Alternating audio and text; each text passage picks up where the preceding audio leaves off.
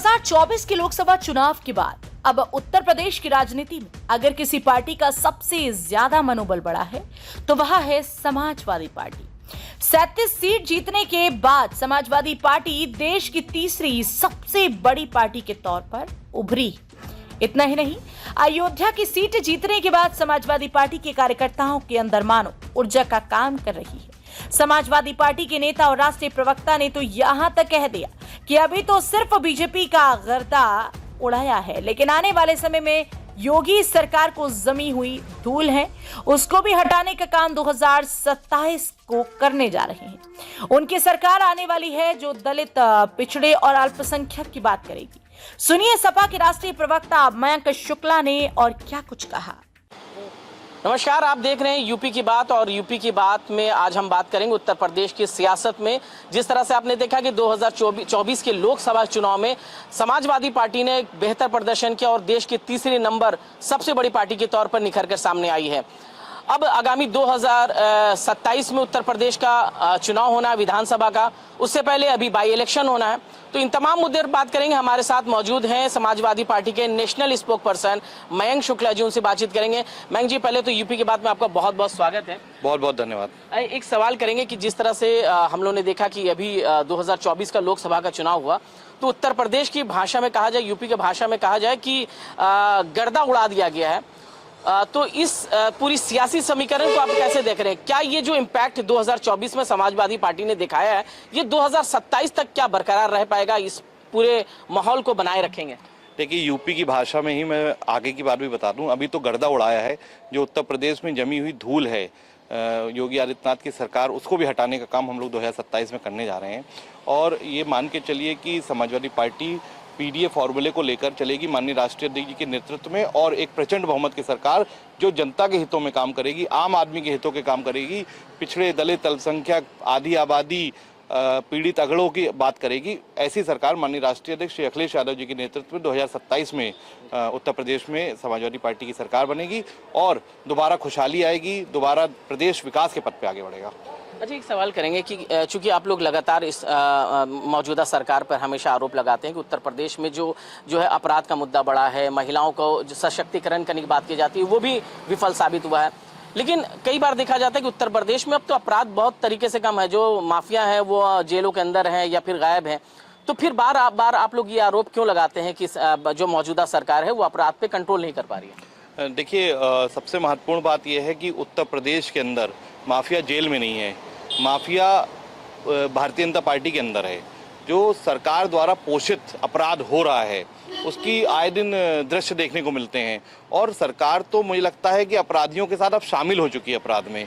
एक ज़माना हुआ करता था जब अपराध अलग होता था और सरकार अलग होती थी। अगर आज आप चश्मा लगा के देखेंगे सच्चाई का तो अपराध और सरकार एक ही चश्मे के दो शीशे हो चुके हैं। और रही बात महिला उत्पीड़न की, तो मैं आपको बता दूं कि कई समाचार चैनलों का सर्वे ये कहता है कि देश में सबसे ज़्यादा जो महिला उत्पीड़न के मामले हैं उसमें भारतीय जनता पार्टी के ही नेता शामिल नजर आते हैं। और आप देखिए, बनारस में जो बीएचयू के एक बिटिया के साथ बलात्कार की घटना हुई, जो उनके साथ गलत व्यवहार हुआ उस बिटिया के साथ, उसमें जो 3 लोग शामिल थे वो तीनों लोग भारतीय जनता पार्टी के वरिष्ठ नेताओं के साथ, आदरणीय प्रधानमंत्री नरेंद्र मोदी जी के साथ, योगी आदित्यनाथ जी के साथ उनकी फोटो नजर आ रही है। तो इसका मतलब कि वो लोग कहीं ना कहीं सत्ता से संरक्षित प्राप्त लोग हैं, और जब वो बाहर आते हैं तो दावतें होती हैं, भाजपा के लोग उनका स्वागत करते हैं। तो यही दुर्भाग्य की स्थिति है। तो नरेंद्र मोदी जी की और योगी आदित्यनाथ जी की कथनी और करनी में जो फर्क है महिला सशक्तिकरण को लेके, वो साफ नजर आता है। आप शाहजहांपुर के देखें चिन्मय आनंद को, आप कुलदीप सेंगर का मामला देखें, आप बनारस देखें, आप कुलभूषण सिंह को देखें, आप ऐसे 100 मामले हैं जिसमें महिलाओं के खिलाफ जो अत्याचार हुआ तो भारतीय जनता पार्टी की सरकार खामोश रही। अच्छा, मौजूदा सरकार ये कह रही है कि आप लोगों ने पूरे चुनाव के टाइम पे जो माहौल क्रिएट किया, आरक्षण बचाओ, आरक्षण खत्म कर देगी भारतीय जनता पार्टी, लेकिन वही सत्ताधारी पार्टी चाहे प्रधानमंत्री नरेंद्र मोदी की बात करें तो उन्होंने खुद कहा कि आरक्षण कोई खत्म नहीं कर सकता। फिर क्यों डरा रहे थे आप लोग जनता को? बहुत अच्छी बात कही आपने। अब वो जो प्रधानमंत्री नरेंद्र मोदी जी जो आप बोल रहे हैं वो तब बोल रहे हैं जब जनता ने उनको जो है सत्ता के पूर्ण बहुमत से बाहर कर दिया। यही नरेंद्र मोदी जी जब अयोध्या के इनके प्रत्याशी आरक्षण पे खत्म करने की और आरक्षण पे विश्लेषण करने की बात कर रहे थे, तो मुझे लगता है प्रधानमंत्री जी को उसी वक्त बोलना चाहिए था। तो उस वक्त पूरी भारतीय जनता पार्टी, उसके नेता प्रवक्ता मुंह में दही जमाए बैठे रहे, तो उससे उनकी नीयत और नीति साफ समझ में आ रही थी। अब जब जनता ने उन्हें आईना दिखा दिया, पूर्ण बहुमत से बाहर कर दिया, अब 2 बैसाखियों की सरकार पे उन्हें ले आए हैं, तो उनको थोड़ा सा समझ में आ रहा है कि आरक्षण के खिलाफ जो उन्होंने षड्यंत्र किया था वो उनका विफल हो गया। और मुझे लगता है कि नरेंद्र मोदी जी की कथनी और करनी में हमेशा से फर्क रहा है, और वही स्थिति योगी आदित्यनाथ की है। अपराधियों को लेके बात करते हैं और अपराधियों को ही संरक्षण देते हैं, और जो बुलडोजर है या जो कार्रवाई है वो जाति धर्म देख के क्यों होती है। मैं कहता हूं कि विशेष लोगों को आप छूट दोगे और जो आपके संरक्षण में आ जाएंगे उनको आप वॉशिंग मशीन में धो दोगे। मैं तो कहता हूं Bharatiya Janata party washing machine से भी आगे निकल गई है। अब उन्होंने अपना एक घाट बना लिया है, जो नदी किनारे होता है उस पर धो के अपने जितने अपराधी उनको साफ कर लेते हैं, और उनकी जितनी भी गंदगी निकलती है, जो अपराध निकलता है, वो अपने अंदर शामिल कर लेते हैं।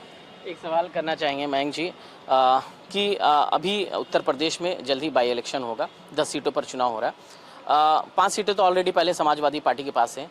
बार बार अब अयोध्या की बात करें तो अयोध्या में हालांकि समाजवादी पार्टी ने वह जीत दर्ज किया है, अवधेश प्रसाद जी ने। मुख्यमंत्री जी खुद वहाँ की कमान संभाल लिए हैं इस बार बाई इलेक्शन में। वो कह रहे हैं कि इस बार हर हाल में जो है वो जीत हासिल करेंगे। तो ये जो उनका कॉन्फिडेंस है, वहाँ जीत के जो दावा कर रहे हैं, आप लोग इसको लेकर कितना अंदर खाने में क्या चर्चा है? क्या वो अयोध्या वाली मिल्कीपुर की जो सीट है वो आप लोग जीत रहे हैं, क्या है? देखिए, अयोध्या की जनता के साथ जो सुनियोजित लूट हुई, वहाँ पे जो जमीनों को खुर्द-बुर्द किया गया, वहाँ के जो निवासी थे, जो भगवान श्री रामचंद्र जी को आज से नहीं आदि अनादिकाल से मानते चले आए, उनके साथ जो धोखा किया गया गुजराती गिरोह द्वारा, जो दिल्ली का गुजराती गैंग है उसने जो धोखा किया है, उसको जनता ने सबक सिखाया है। और योगी आदित्यनाथ जी वहाँ पे जम जाए उससे भी कुछ नहीं होगा। योगी आदित्यनाथ जी खुद भी चुनाव लड़ लें तो भी अयोध्या की जनता उन्हें हरा के भेजेगी, क्योंकि अयोध्या की जनता जागरूक है। वो प्रभु रामचंद्र जी की शरण में रहने वाले लोग हैं, उन्हें सब पता है किसको जिताना है, किसको हराना है। और 10 सीटों पर जो चुनाव होने जा रहा है, भारतीय जनता पार्टी सबसे पहले तो इस बात पर संघर्ष करेगी कि वो अपना खाता खोल पाए। अच्छा, खाता खोलने का भी उनको डर है। अच्छा, एक सवाल आया है, बहुत ज़्यादा आपका समय नहीं लेंगे। एक सवाल ये है कि आपने इस चुनाव में क्या कुछ आपको लगा कि समाजवादी पार्टी की क्या बड़ी स्ट्रेटेजी रही है उस चुनाव में, जिसमें अच्छा इम्पैक्ट जाएगा, अच्छी सीटें निकाली, गठबंधन के साथ कांग्रेस भी आपके साथ शामिल हुई।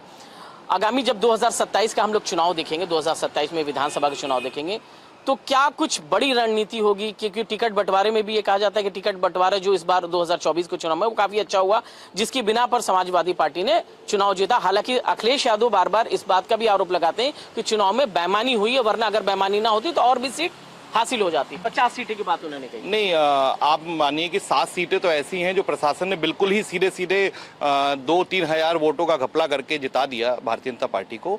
और 50 सीटों की बात जो माननीय राष्ट्रीय अध्यक्ष जी कह रहे हो, बिल्कुल सटीक कह रहे हैं। 50 सीटें कम से कम हमारी आती, जिसे भाजपा ने रोकने का काम किया। और स्ट्रेटजी तो देखिए, एक बात है, माननीय राष्ट्रीय अध्यक्ष श्री अखिलेश यादव जी अच्छाई, सच्चाई, नेकी और विकास के पद पे बात करने वाले व्यक्ति हैं, और वो हमेशा ही चाहते हैं जनता में खुशहाली आए, आम आदमी खुशहाल रहे, अच्छी शिक्षा मिले, अच्छी चिकित्सा मिले। तो समाजवादी पार्टी की जो स्ट्रेटजी है या प्लानिंग है, वो सिर्फ विकास के पद पे प्रदेश को आगे बढ़ाने की है, आम आदमी को अच्छी शिक्षा, अच्छी चिकित्सा दिलाने की है, और जो पीडीए परिवार है, पीडीए परिवार को मजबूत करने की। और पीडीए परिवार हमारा बहुत बड़ा है।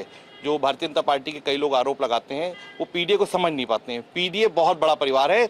वो चंद सिर्फ कॉरपोरेट्स और चंद जो 100 ऐसे लोग हैं, 100-200 जो गलत कामों में लिप्त हैं, और चंद ऐसे कॉरपोरेट जिसे सरकार पोषित कर रही है, उनको छोड़ के सारे लोग पीडीए परिवार का हिस्सा है। और पीडीए परिवार और राष्ट्रीय अध्यक्ष जी की जो विकासवादी सोच है, अच्छाई, सच्चाई, नेकी की सोच है, वही हमें 2027 के चुनाव में उत्तर प्रदेश में प्रचंड बहुमत की सरकार बनाने में मदद करेगी। योगी आदित्यनाथ जी की सरकार की विदाई हो जाएगी। एक आखिरी सवाल आपसे कि आपके ही गठबंधन के साथी हैं केजरीवाल जी ने आज दिल्ली के मुख्यमंत्री से पद से इस्तीफा दे दिया। हालांकि वो बहुत तरह की बातें कर रहे हैं, अभी चुनाव में 5-6 महीने का वक्त है। वो षड्यंत्र के शिकार हुए, बार बार आम आदमी पार्टी की तरफ से ये शिकायत की जाती है, ये बात कही जा रही है कि वो षड्यंत्र के शिकार हुए हैं। हालांकि जिस बात का डर था कि वो आज अपना इस्तीफा दे रहे हैं, क्या कहेंगे उसके? षड्यंत्र और भाजपा एक ही सिक्के के दो पहलू हैं। भारतीय जनता पार्टी के नेताओं को जब कुछ नहीं मिलता है जनाधार, जब कोई काम करने को ना, तो षड्यंत्र शुरू कर देते हैं। और अभी आप देखिए देश के अन्य जो दल जो भारतीय जनता पार्टी की इस विनाशवादी नीति के खिलाफ है, उन सबके खिलाफ साजिश षड्यंत्र होंगे। मगर आप एक बात समझ लीजिए, हम लोग प्रभु रामचंद्र जी को मानने वाले लोग हैं। साजिश और षड्यंत्र के खिलाफ हम लोग को लड़ना आता है और हमें ये पता है कि सत्य हमेशा विजय होता है। सत्य परेशान हो सकता है, पराजित नहीं हो सकता। आज हमारे देश के प्रधानमंत्री जी का जन्मदिन है, उनके जन्मदिन पे आप उनको शुभकामनाएं देंगे, क्या कहना चाहेंगे? वैसे तो प्रधानमंत्री नरेंद्र मोदी जी ने शायद ये कहा था कि वो बायोलॉजिकल नहीं है, तो फिर जन्मदिन तो मुझे नहीं पता, मगर क्योंकि उनका तिथि के हिसाब से जन्मदिन है तो उनको बहुत बहुत शुभकामनाएं। बाकी बायोलॉजिकल हैं या ये है तो वही जानते होंगे। बायोलॉजिकल पे होने पे शक है? मुझे लगता है कि वो ऐसा मान रहे हैं और ऐसा बात बहुत दूर चली जाएगी। ऐसे विचार तो तब आते हैं जब आदमी थोड़ा थोड़ा सा परेशान ज़्यादा हो जाता है और थोड़ा डिप्रेशन की तरफ जाता है, तो ऐसे विचार उसके मन में आने लगते हैं। बहुत शुक्रिया मयंक जी हमसे बातचीत करने। तो ये थे मेरे साथ Mayank Shukla ji, national spokesperson Samajwadi Party पर से। हालांकि बड़ी बेबाकी से अपनी बात रखते हैं। उन्होंने आपने देखा कि उत्तर प्रदेश के सियासत में जो बदलाव हुए उस पर भी उन्होंने चर्चा की और आगामी 2027 को लेकर समाजवादी पार्टी की क्या स्टडी। हालांकि वो बात मानते हैं कि पीडीए परिवार का एक बड़ा योगदान रहा है, पीडीए परिवार ने समाजवादी पार्टी के साथ दिया है और दीगर जो और भी तमाम लोग तो उनके आइडियोलॉजी के साथ जुड़े हैं और यही नतीजा रहा कि 2024 में समाजवादी पार्टी ने एक बेहतर प्रदर्शन किया और देश की तीसरे सबसे बड़ी पार्टी के तौर पर निखरी है। इन्हें उम्मीद है कि 2027 में समाजवादी पार्टी पुनः सरकार में वापसी करने वाली है। तो इसी तमाम मुद्दे के साथ फिर आपके साथ दोबारा हाजिर होंगे। तब तक दीजिए इजाजत। नमस्कार।